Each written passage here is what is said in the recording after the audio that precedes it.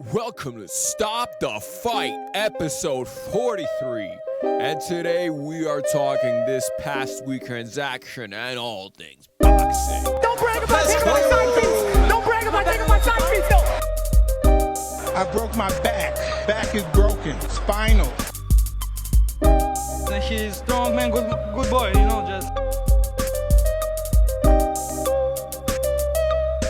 All right, let's talk about this past weekend and let's talk about Luis Ortiz's knockout victory over Charles Prince Martin. Now, this was a bit of a come from behind victory by Luis Ortiz, and I think Luis Ortiz is looking every bit the 42 years old that his certificate says, and he may be older. I don't know if you guys have noticed that his legs are starting to lose weight, starting to lose muscle, and that's a clear sign of aging. I know they used to say that he was already in his 40s long ago. Maybe not. But he certainly looked like he couldn't handle much of any clean shots. He seemed to be getting hurt by jabs. Just all around very questionable performance by Ortiz. The entire ending was a little bit crazy, and I actually want to give Charles Martin a little bit of props. I think he went ahead and, he's actually improving. Say what you want about Charles Martin, but he is improving as a fighter. He's very much improving as a fighter. It was a meme when in 2016 he TKOs Glaskov and win the third round. Glaskov actually just busts his knee and never fights again. He wins a title belt only to get KO'd by Joshua in the very next fight 4 months later, making Charles Martin probably the weakest heavyweight titleist that I can think of. And it's true, I'll be very frank, Charles Martin is a very weak titleist. He really is. But I will also say that Charles Martin has become much better than I feel his worst moments. And you saw this even as early as 2018, the fight against Kaunowski. That actually gave me confidence in choosing against Kaunowski in the Helenius fight, by the way. If you guys want to know. That fight right there showed me, that and the Areola fight, showed me that Kaunowski is not a complete fighter and is matched properly in many ways. Well, like I said, he loses to Kaunowski, but it was a very close fight, 96-94 on all the scorecards. The fight could have been a draw. And, he then goes on and gets through Gregory Corbin, Daniel Martz, and stops Gerald Washington. Now, obviously, seeing Gerald Washington this weekend, it looks like almost anyone can stop him. He seems to be, speaking of guys who are getting hurt by jabs, he seems to be a little shop-worn. I think this is the end of the road for our boy, Gerald Washington. I actually think he had a decent career as well, given how late he started.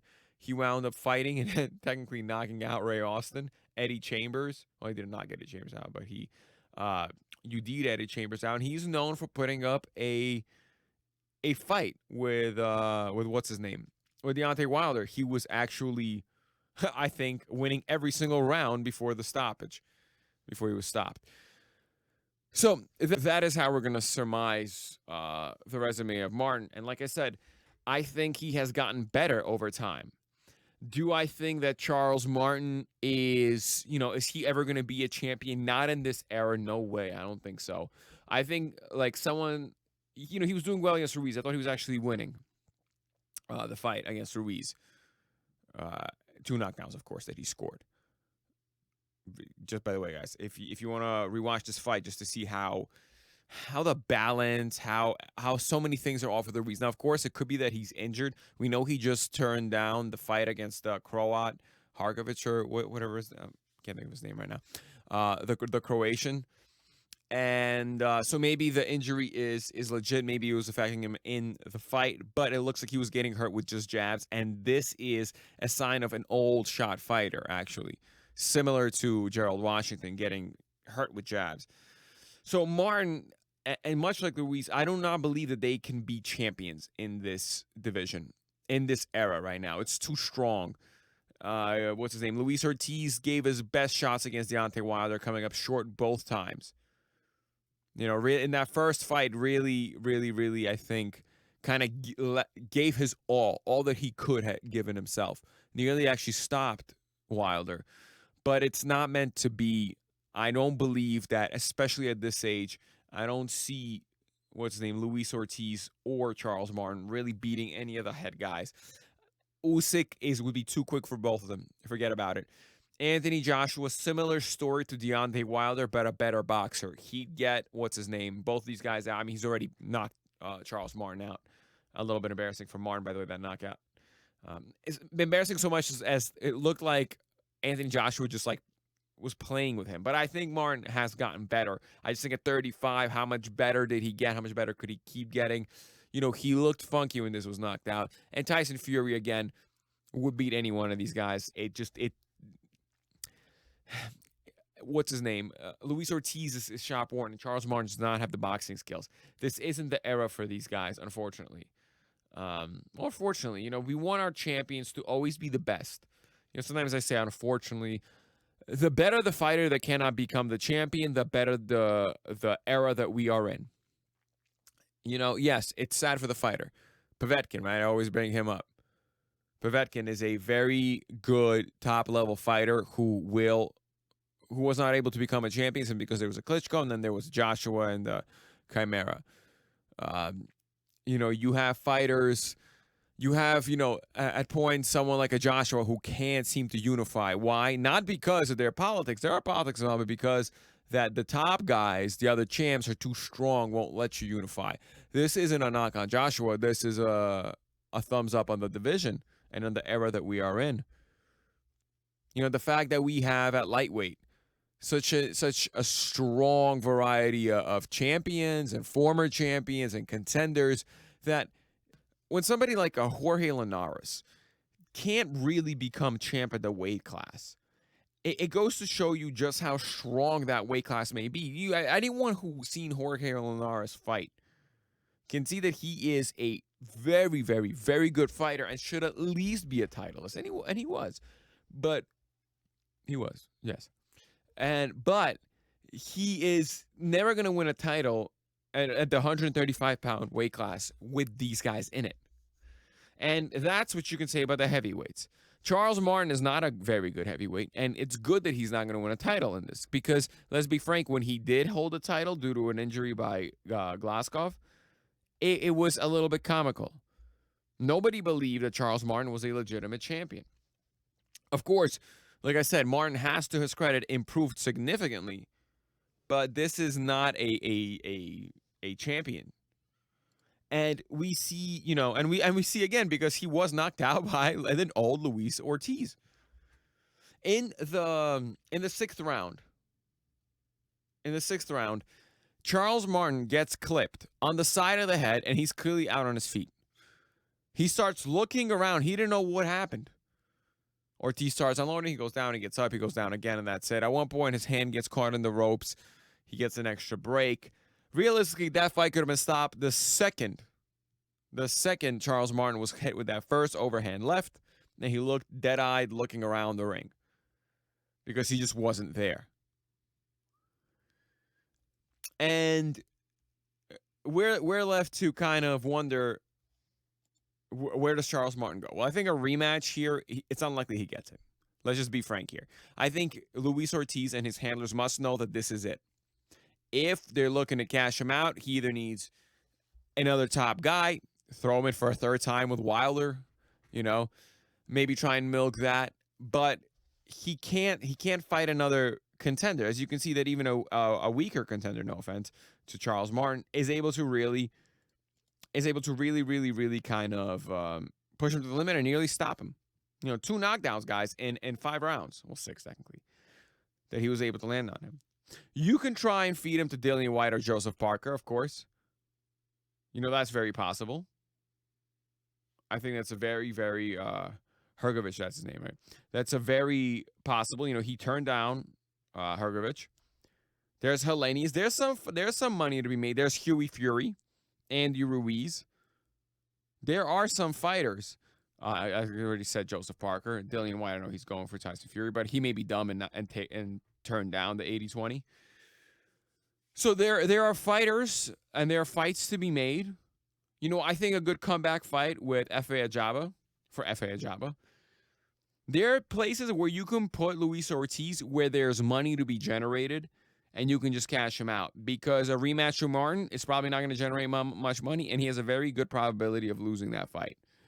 Against Sanchez, a fellow Cuban who was on the undercard, we'll talk about, but I think just an age thing already. Sanchez is going to be, his feet are too fresh. I don't think Luis Ortiz would be in danger of getting knocked out there, but he would be in danger of just getting outboxed.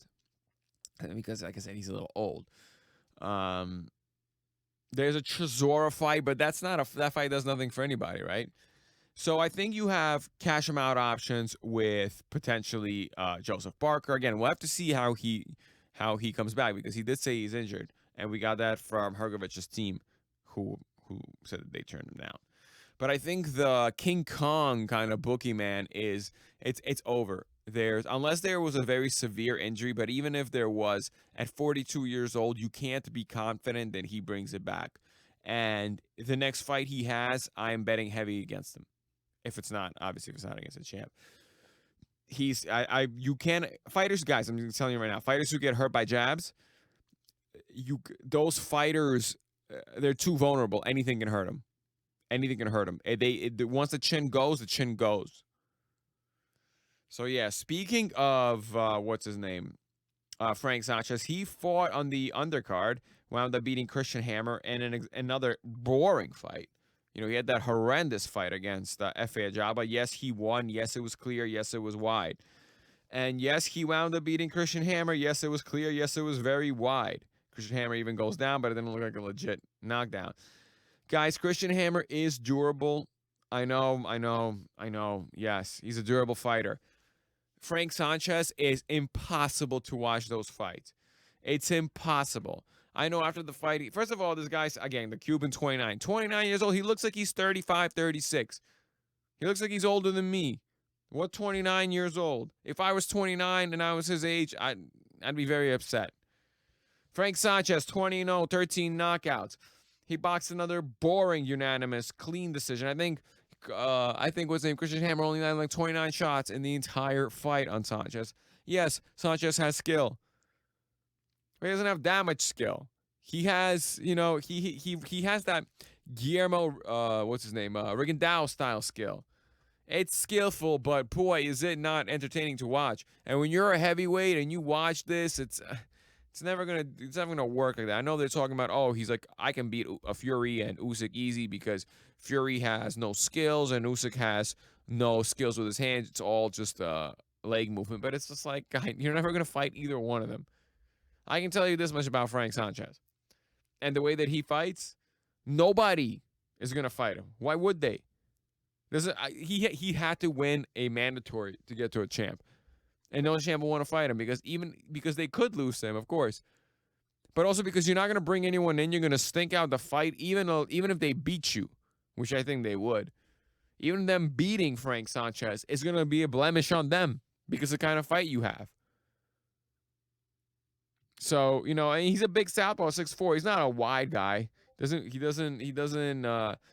look particularly big, even though, he's weighing like 240. But it's first of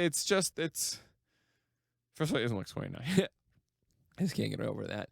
But he's a southpaw. This spells all the high risk, low reward stuff. No knockouts, not no knockouts, but knockout rate at 60%. Nothing here says the fans want to see him fight anyone named Fury or Usyk or Joshua, and nothing indicates that he will, regardless of what he says.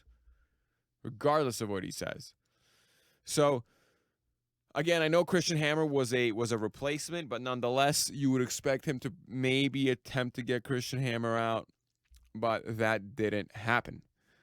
What else do we have in boxing news? I mean, that kind of covers what happened on the previous weekend. January 1st, actually, first fight card of the year. We have a fight tomorrow on Showtime. We have a card, but no real notable fights. And in the news, we have Joe Smith Jr. mentioning that he wants Better Be of Bivol and is not concentrating on Canelo because he wants the legacy of becoming the light heavyweight champion. And I think that's what we want to hear. That's what we want to hear from him. You know, yes, there is a monetary aspect, and I believe in prize sports, the money matters most. But some fighters, you'll see this, they want the legacy. Maybe they're financially secure. Maybe they believe the fight will come if they become more a greater, this is the word, like a greater champion. Like if Joe Smith Jr., if he wins this coming up fight, which no guarantee, if he, because what's his name dropped Better Biev like a sack of potatoes. I mean, Better Biev got up and won by knockout, obviously, but Callum Johnson, that's who his name is. There's no guarantee he gets through Callum Johnson, but assuming he gets through Callum Johnson, he says he wants to fight Bivol and Better Biev. Now imagine him beating, first of all, avenging his loss to Bivol and then beating Better Biev. That's the undisputed light heavyweight champion, ladies and gentlemen. And then we have Canelo, Joe Smith Jr., undisputed super middleweight, undisputed light heavyweight champion. Come on. You know what I'm saying? How about that? Right? So, how about that for legacy? Because if he takes the Canelo fight, there will be some legacy, but it won't be the grandiose battle we can get in 2 or 3 fights. 3 fights. Joe Smith is 3 wins away from having Canelo anyway. Because, you know, everyone will be saying, oh, for sure Canelo stops Joe Smith Jr. out boxing. Joe Smith Jr. is a crude boxer. But it would also be amazing. Canelo truly becoming champ at 175 pounds. Because once he goes up to cruiserweight, he fights whatever his name is at cruiserweight, he wins, maybe he loses. I'll see what the odds are, though. Like, if the odds are horrendous, I know I don't want to bet against Canelo here. His team is clearly very smart. They know what they're doing with the matchups. It'll be akin, well, I guess, it'll be akin to betting against Roy Jones when he went up to fund John Ruiz at heavyweight. Yeah. He was much smaller, but it didn't matter there. Now, of course, I do not believe that Canelo is in the same realm as Roy Jones Jr. in pound-for-pound talent, but nonetheless.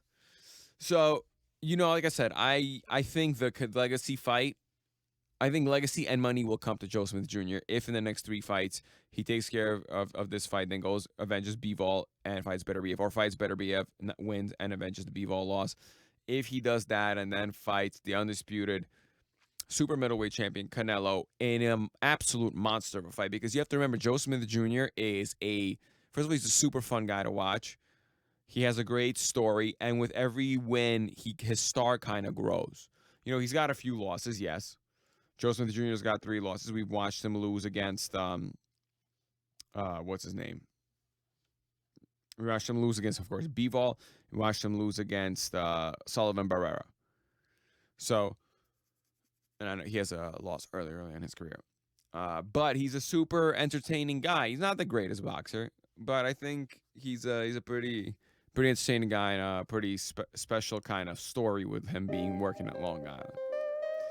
Well, guys, again, we have a slow week, and that's going to do it for me. I'm going to keep this episode short. I'll see you guys next week. It's over. I'm gonna go home and break my wife's hip. Don't brag about taking my side piece. Don't brag about taking my side piece, no. I broke my back. Back is broken. Spinal. And she's strong, man, good boy, you know, just